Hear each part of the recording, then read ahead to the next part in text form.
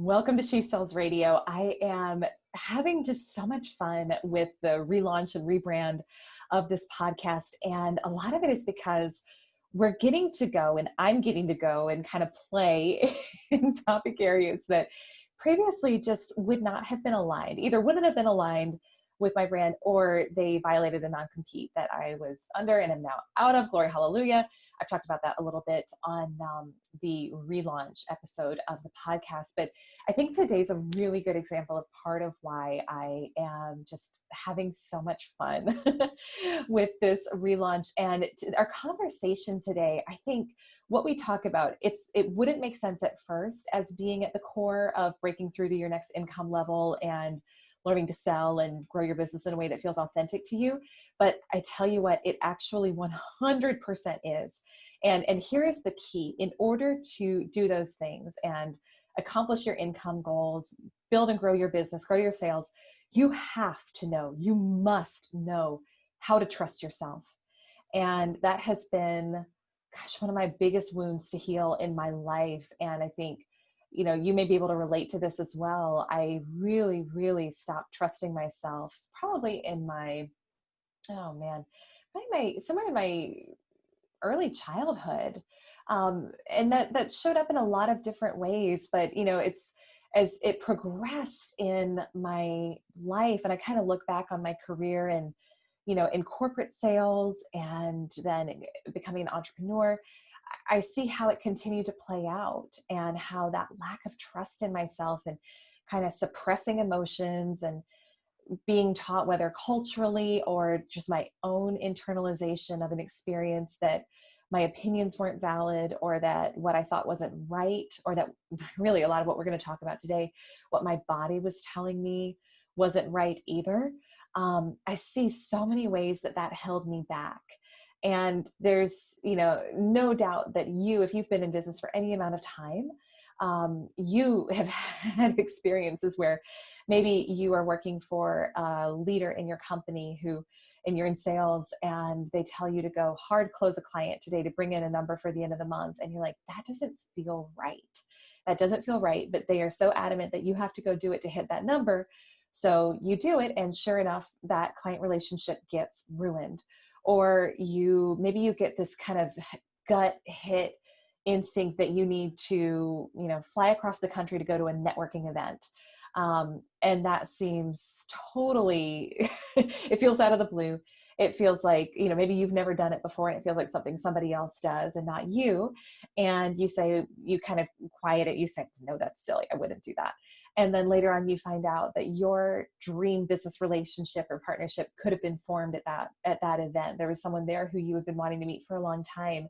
And so what happens, particularly for us women, is that over the years, we have lost our ability to trust ourselves.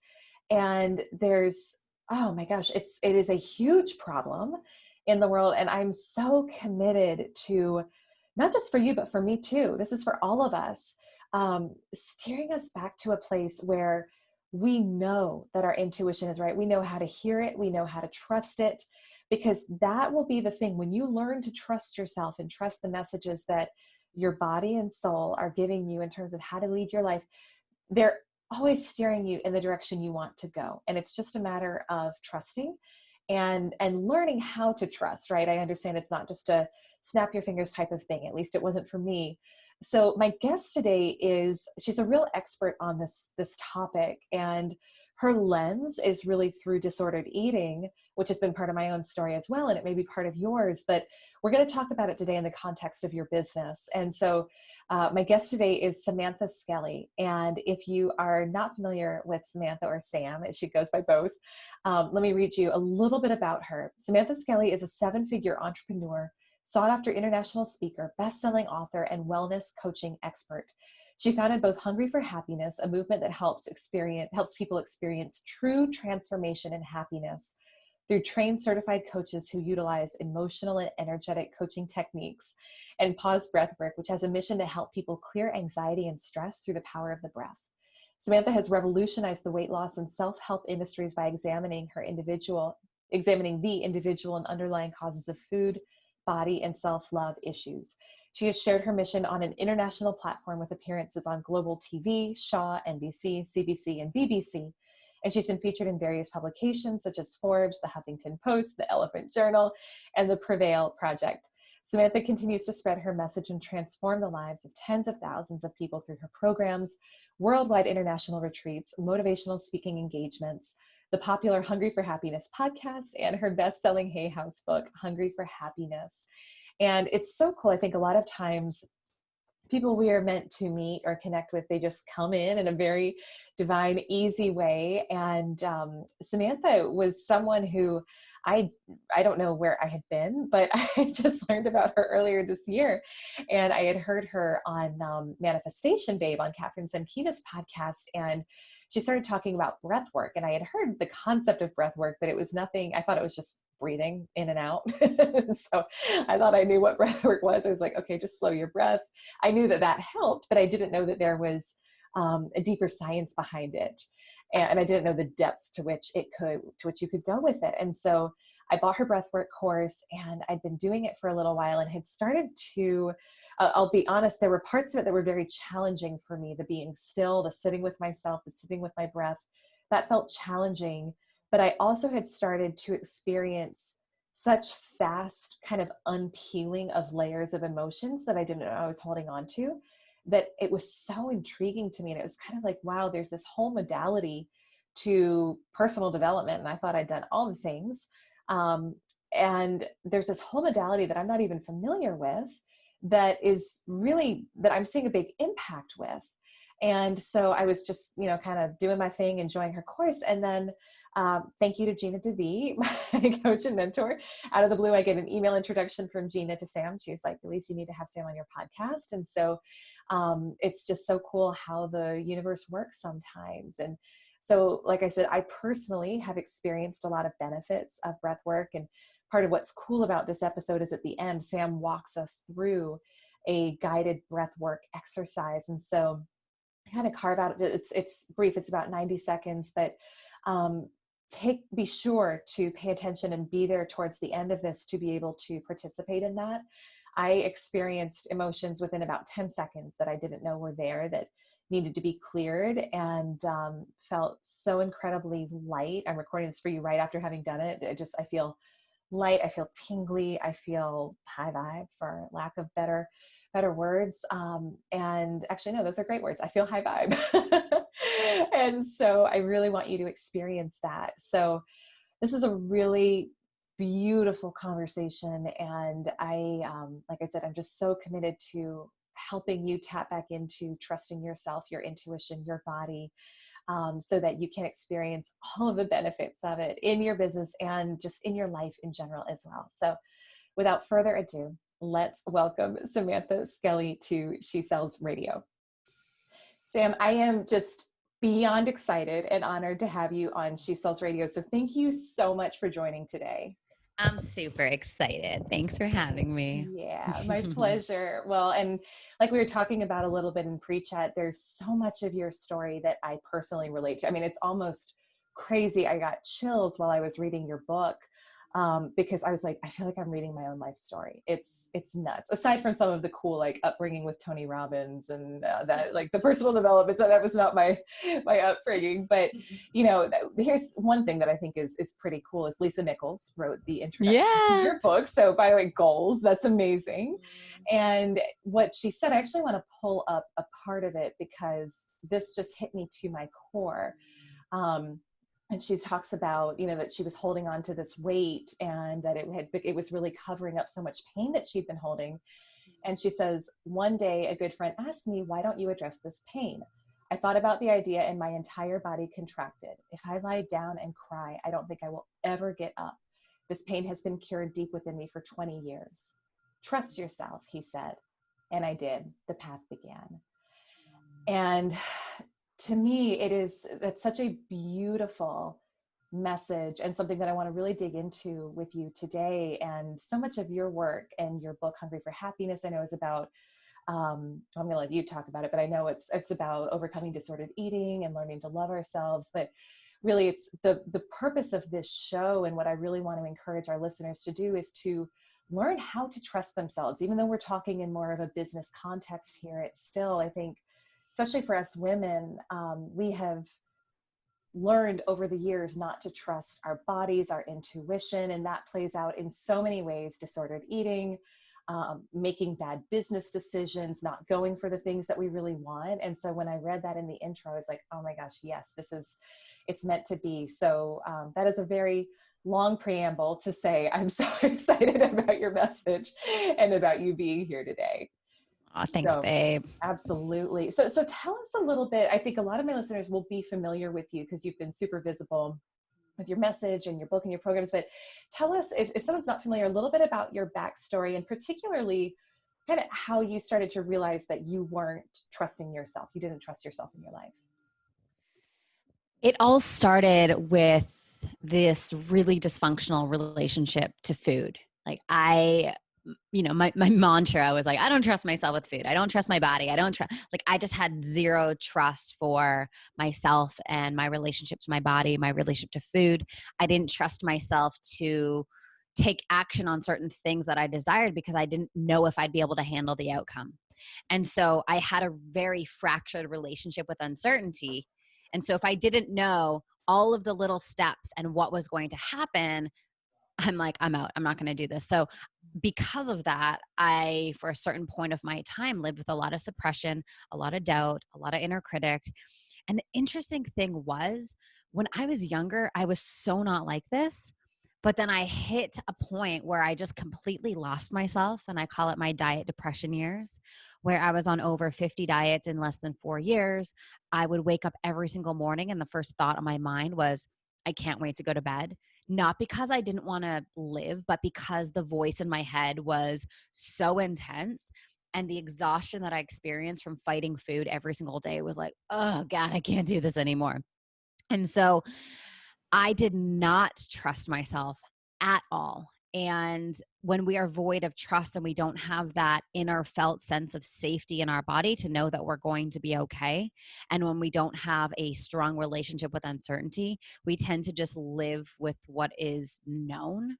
And what is known in this current reality is just such a fraction of what's possible.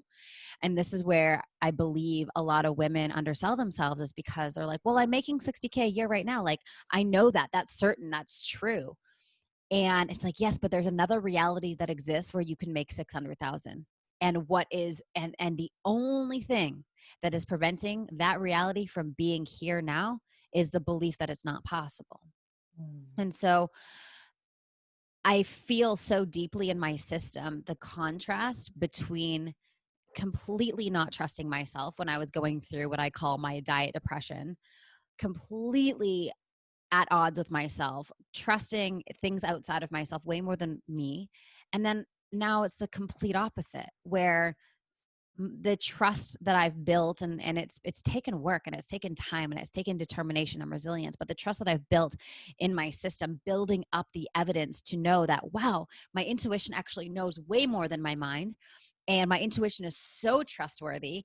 And I've spent 10 years building up this infinite intelligence and this wisdom, learning to trust it. Now it's the complete opposite, where it is so easy for me to take risks and go out on a whim and not know the end result, because I know no matter what happens, I'm going to be able to handle it. Even if I take this massive risk and I land flat on my ass, that's okay. I'm not going to internalize that and make that about my self-worth. I'm going to get up and go, all right, that was interesting. Like, I totally bombed that. Let's keep going. And I think we can get into a lot of danger when we closely link our self-worth with our actions, or our rejection, right? If something, if something's coming through, and I get rejected multiple times a day, but that's because I'm always pushing the envelope of what's possible. And I'm, told no all of the time, but I'm told yes, like a lot too.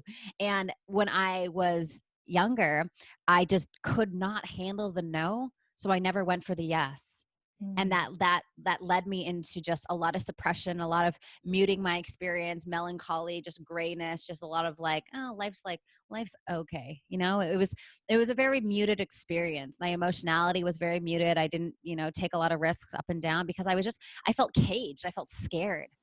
I was always scared of losing money. I was always scared of people not liking me. I was always scared of not getting the validation that I desired. I was always scared that my dreams wouldn't be realized or actualized. And when I began to really work these parts inside of myself to go, even if you fail, you're still loved.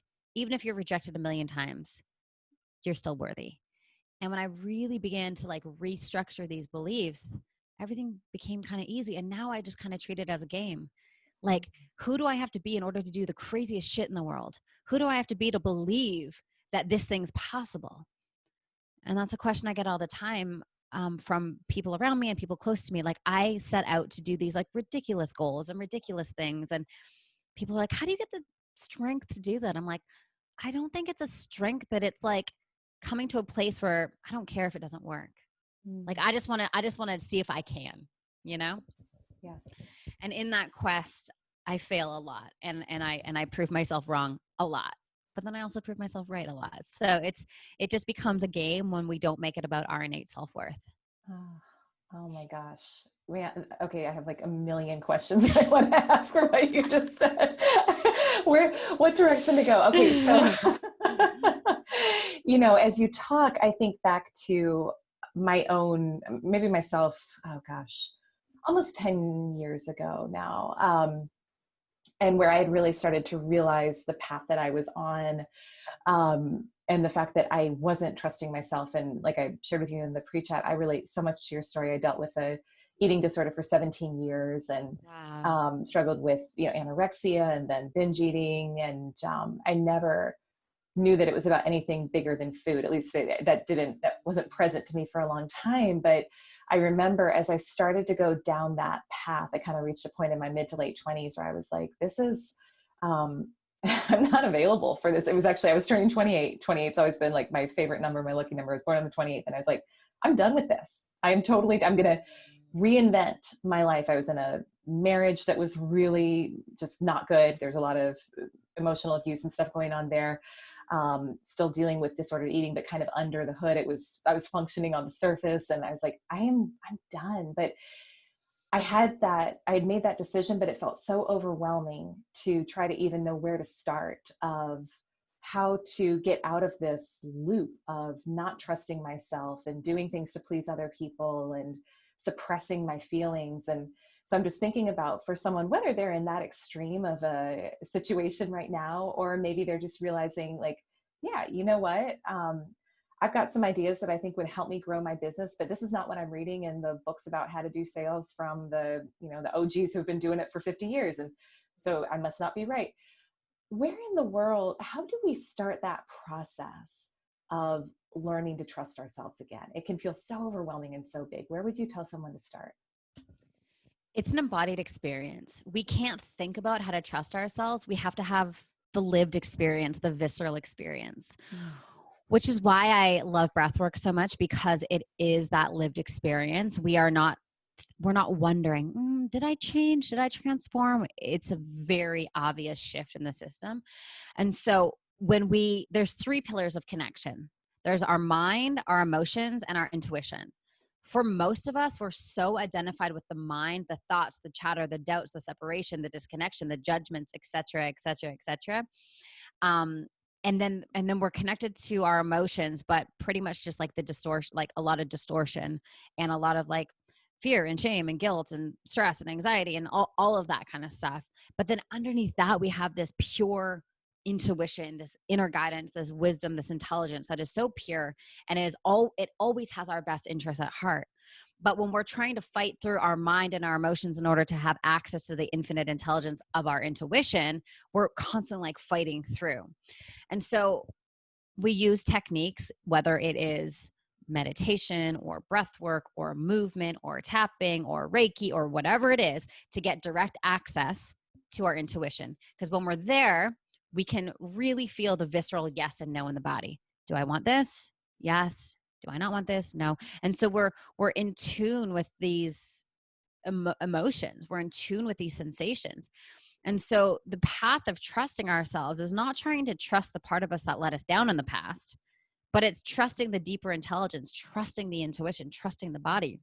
And so it really is a game of numbers, because we have to convince our mind that our intuition is trustworthy. And the only way that we can do that is through exposure therapy, is really listening. So when I was overcoming my eating disorder and I was trying to tell the difference between what is an emotional hunger cue, what is a physical hunger cue, what's my intuition versus fear, it took me time to get into my body, take a deep breath.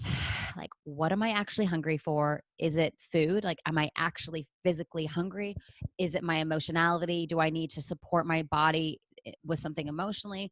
What does intuition feel like? Should I go do that thing? Should I date that boy? Should I start that business? Should I fire that client? And really trusting the signals.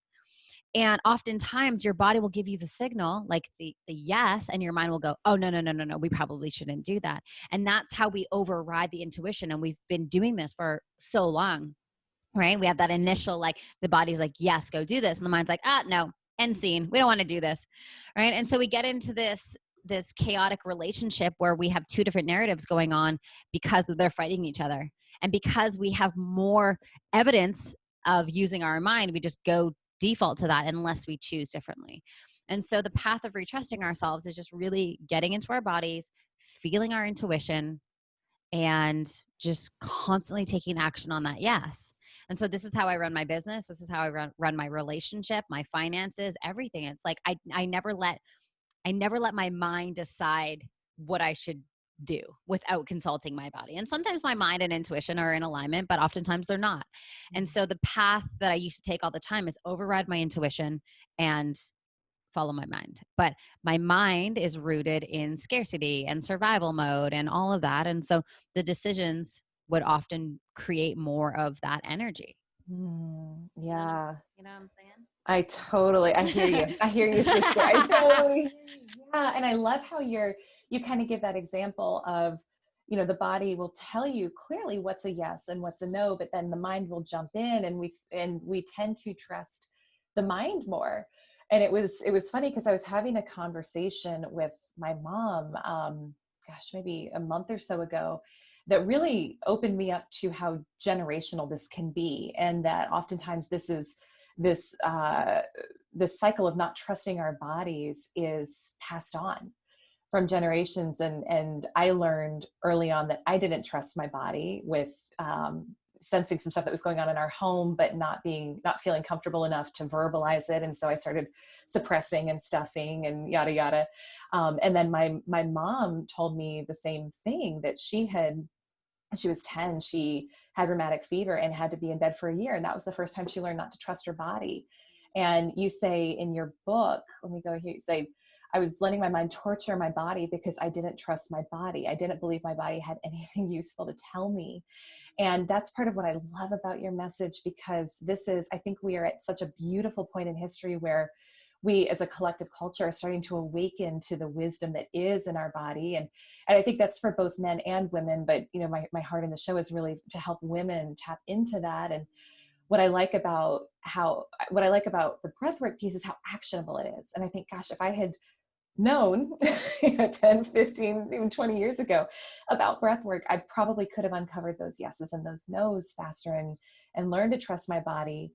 If someone has buried their intuition so deeply and they haven't yet started that process, I think one question they might have is, how do I know? I think maybe a quicker win would be for them to start to feel like they know what a yes is and what a no is. Are there any tips or guidance that you could give for someone who's just trying to figure out, what does a yes feel like in my body versus what does a no feel like in my body? Just ask yourself a definite yes question. Is my name Sam? Do I live in San Diego?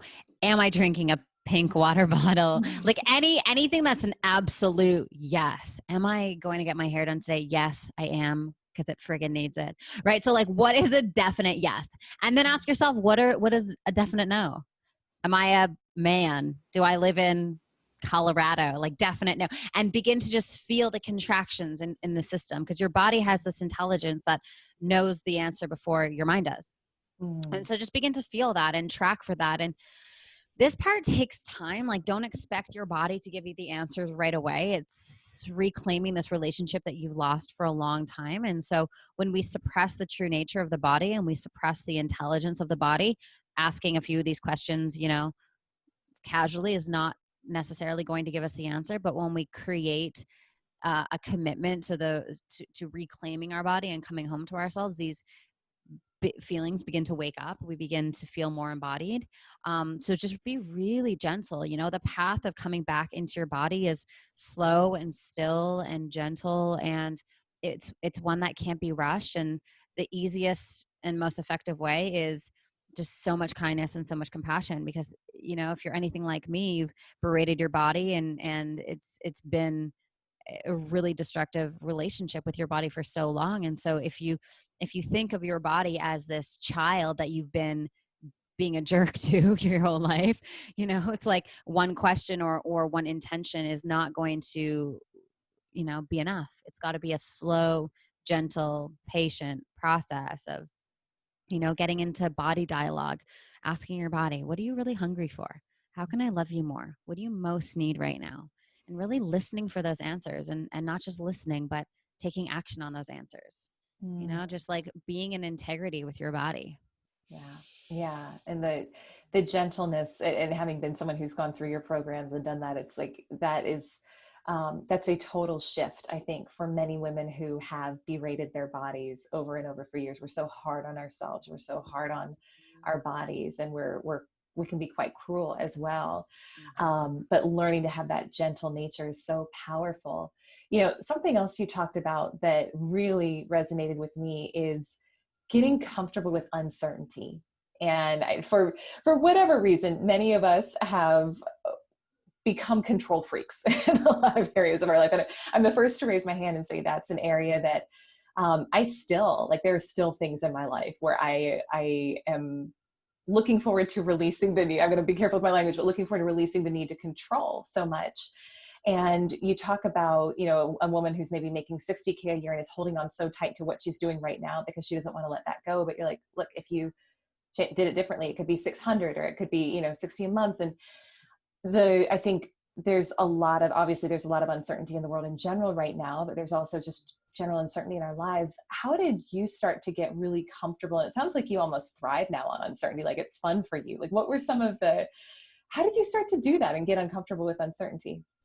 You have to manage your variables. So, Mm. what I mean by that is finding and creating the felt sense of safety in our body is the most important thing. So, after food, water, shelter, we got to have safety, emotional safety. We have to know that we're safe.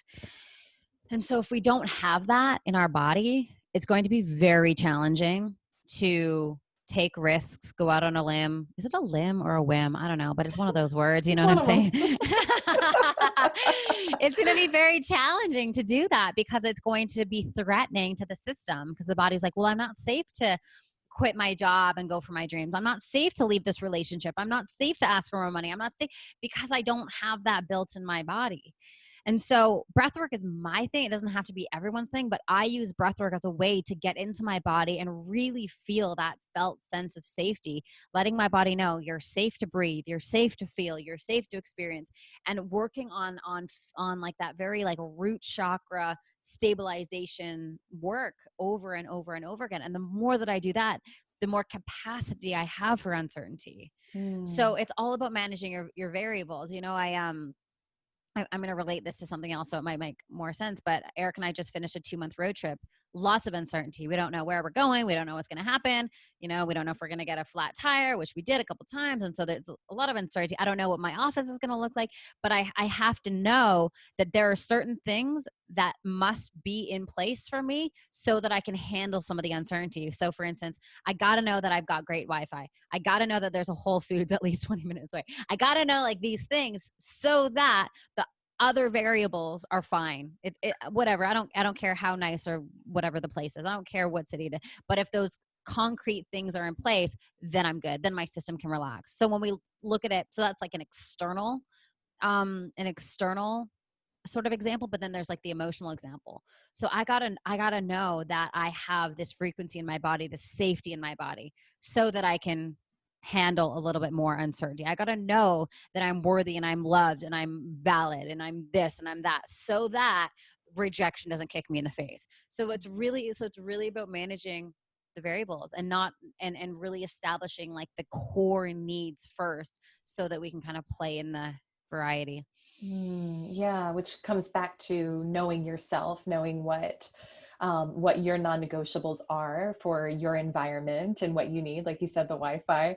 And then also knowing that your real safety is really within yourself at the end of the day. I think that's where we can get really stressed out, is putting our sense of safety or security in something external, whether it's money, whether it's somebody else, whether it's a relationship. It's simply as we talk, it's fun because I'm having light bulb moments. It's like, it's simply just a returning to self, which really Yeah. is Yeah. trusting Yeah. yourself. Yeah. Yeah. That, oh, sorry. I No, was no, going no, to go say ahead. Go ahead. that Wi-Fi, that's important. I'm with you. I mean, it's like, all the inner work, but Wi-Fi. There's no Wi-Fi, it all goes out Seriously. the window. Seriously. Revert back to like a cave woman. Oh my God, it's so good. Oh, by the way, I was gonna ask you, you're born on the 28th? Hmm. What month? October.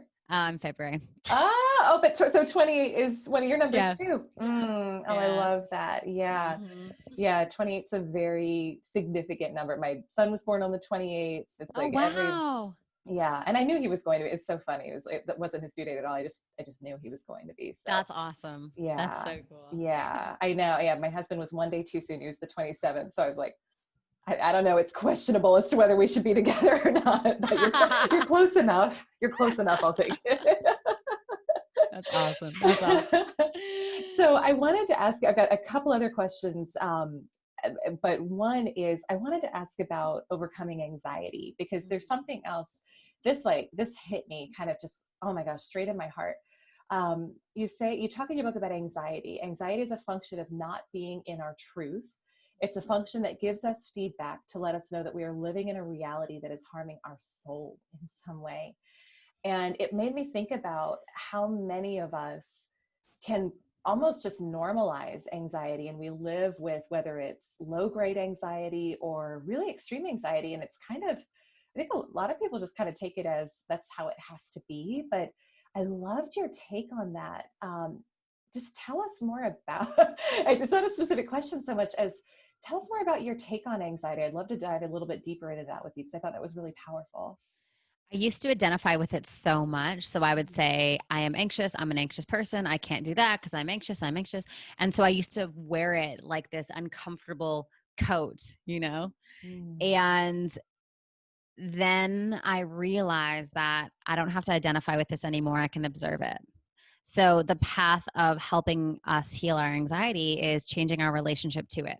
So two Mm. things, rather than identifying with it and thinking that it's who you are, it's something that you experience in your body, and knowing that the anxiety has a gift, a lesson, something to teach us. So when we are experiencing anxiety, view it from our heart, view the anxiety from our heart. So I experience anxiety in my solar plexus, like right under my breastbone. And so when I have it, I'm like, oh, I'm experiencing it from my heart. What is it that you need? How can I love you? If I was to assume that the reason the anxiety is there is to show me something, teach me something, or there's somewhere in my life that I'm out of alignment, how can I just lean into it and ask it?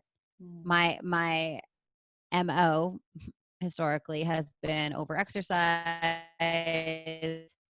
overeat, overwork, just over everything, over socialize, over. And so now I'm like, oh, wait a second, like this is actually here to teach me something. And so now when I have anxiety, it's like the first thought in my mind is, cool, there's something for me to learn. There's something for me to uncover. And so it doesn't become this chronic low grade anxiety. It becomes something that I toggle in and out of from time to time when there's something to learn. And so I've learned to develop an appreciation and an acceptance for it versus a resistance and a suppression. And so when we resist, suppress, and numb, it just makes it worse, right? Eckhart Tolle says, what we resist, what does he say? What we resist persists. There it is. Mhm. And I used to do that my whole life. Feel anxiety, oh, let me go to the gym for 2 hours. Feel anxiety, oh, let me eat a bag of Cheetos. Feel anxiety, let me do this. And so I don't do that anymore, and I just welcome it in, and I allow it to be there, and it's changed like the game. Yeah. Yeah. Mm. I think as you talk, it's such a beautiful reminder that our body has it literally has all the answers. It tells us Oh, everything we need to know. it's so crazy. We Mm. are so blessed. Yeah. Oh my gosh. Yeah. I'm curious, for someone who is, they're maybe hearing about breathwork for the first time from you, and they're not even sure what it is. Can you give us an example? Is there like a quick exercise they can do to start getting kind of just start to get a feel for it and to understand what it's like? Yeah. So I talked about the three pillars of connection. So like the mind, the emotions, and the intuition. So what breath work does is it helps to unhook the mind. So we don't have to think about not thinking, like in meditation, right? We're sitting there thinking about not thinking, and then we just think even more, and it can be a mess sometimes. That was my experience anyway. So it helps us release the mind. It helps us really get into the body and really have direct access to our intuition. And so we do this, the breath and the body does the work for us. All we have to do is breathe. And so for me, that is the path of least resistance that gives me direct access to my intuition. And so I'll do breath work for 10 minutes in the morning to clear my dreams and to clear everything from the evening. I'll do it or clear everything from like the dreamland. I'll do it at night to clear my day. And then I'll do it multiple times throughout the day. And sometimes it's as easy as 2 breaths in, 1 breath out. So breathing the energy into the belly, up into the chest, out through the mouth. And then taking a deep breath in, holding at the top, and releasing. Like even 30 seconds of the breath and then a 30-second hold and a minute of that is enough for us to shift the energy, clear the mind, like stop gripping reality so much.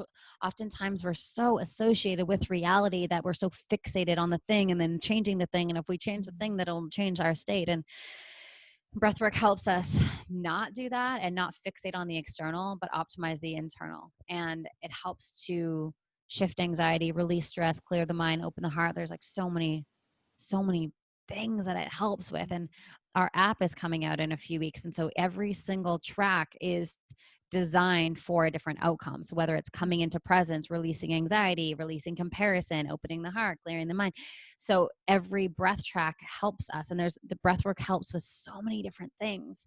And so we always say at Pause, if you can't meditate, if you're someone who's ever said, I can't meditate, breath works for you. Because with meditation, especially with someone who's gone through a lot of trauma, just sitting there and trying to feel your body can sometimes feel very untethering and very challenging. So when we slowly incorporate the breath to really release the mind, get into the body, it just helps us integrate deeper. Oh, I love that. I love that. Would you, as you're talking about this, I'm like, oh my gosh, I want to do it. Would you be open to leading us through maybe just like a minute of Yes, breath let's work do so it. we can, I Let's think do just it. to experience it. Oh, this is a Yay! very selfish question for me, but I'm excited. Okay. Okay. All right. So excited. All right. So if you're listening and you are driving a car or you're in a body of water, don't do this exercise. But if you are grounded and seated, definitely do it. So the breath pattern we're going to use is called the triactive breath, which is one of the pause techniques. And it's again, in through the belly, up into the chest and out through the mouth. So we're going to circulate the breath like that. Let's do it for like a minute and a half. Let's do it for 90 seconds. And then we'll take a deep breath in through the nose. We'll hold at the top and then we'll release. So that hold at the top, you'll notice right away, your mind will go, what are you doing? This is crazy. Let your breath go. Blah, and it'll kind of get a little bit anxious. Hold on for a few more moments after that. And then just notice the calm, because your body will hit this place of just like calm, connected.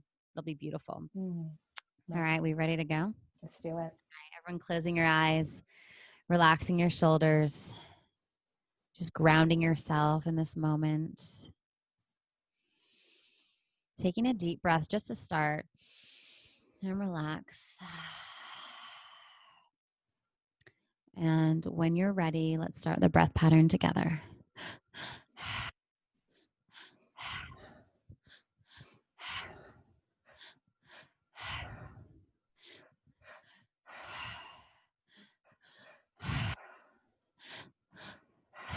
That's it. Letting the breath do the work.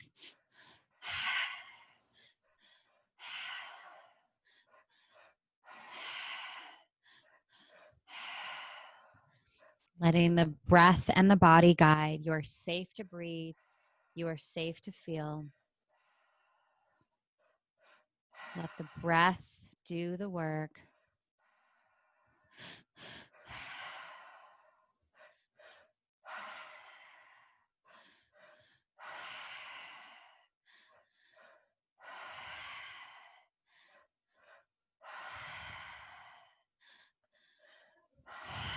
That's it. You are safe to breathe. You're safe to release. What do you need to let go of? What do you need to release today to allow yourself to experience more love, more connection, more aliveness? Letting the breath do the work. That's it.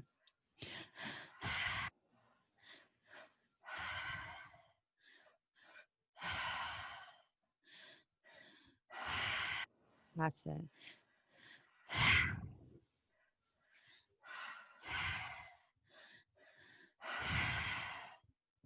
Beautiful.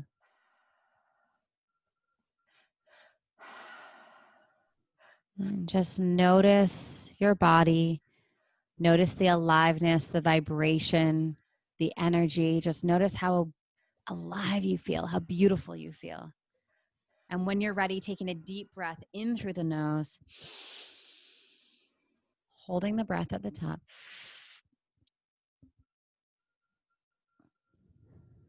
Now hold the breath at the top for as long as you can. That's it. Beautiful. And letting the breath go when you're ready.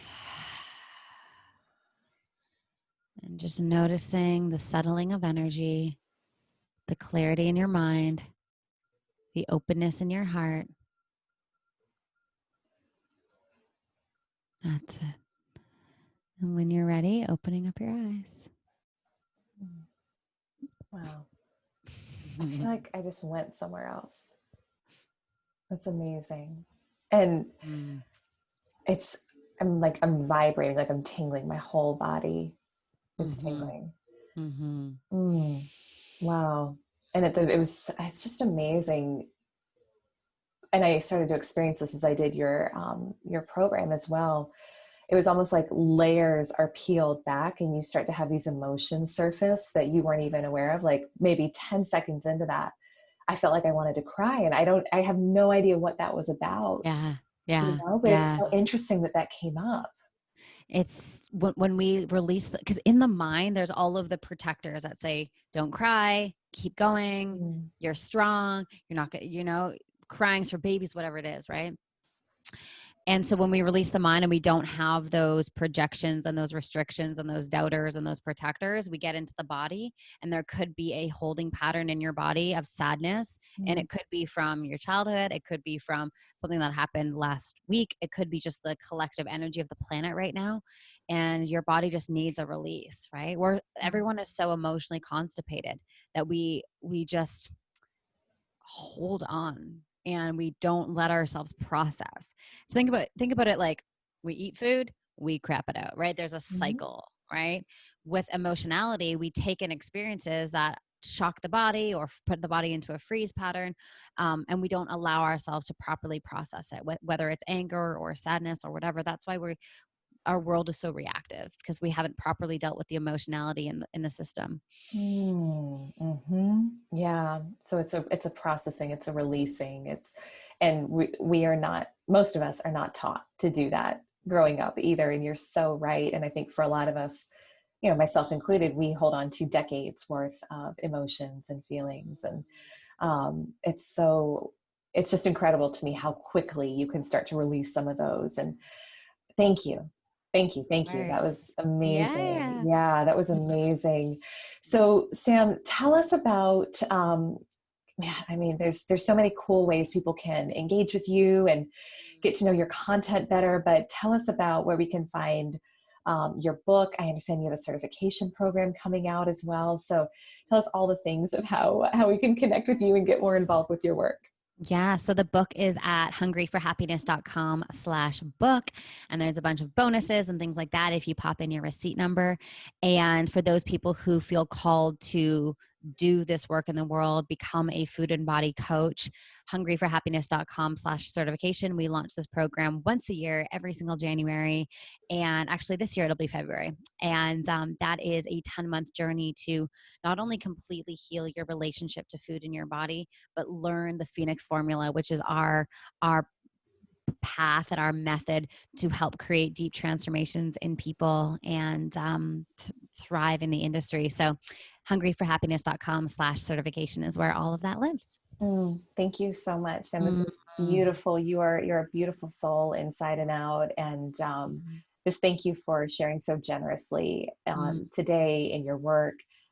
You've inspired me, and I know you've inspired everyone listening as well. So thank you. Thank you so much for having me, love. I appreciate you.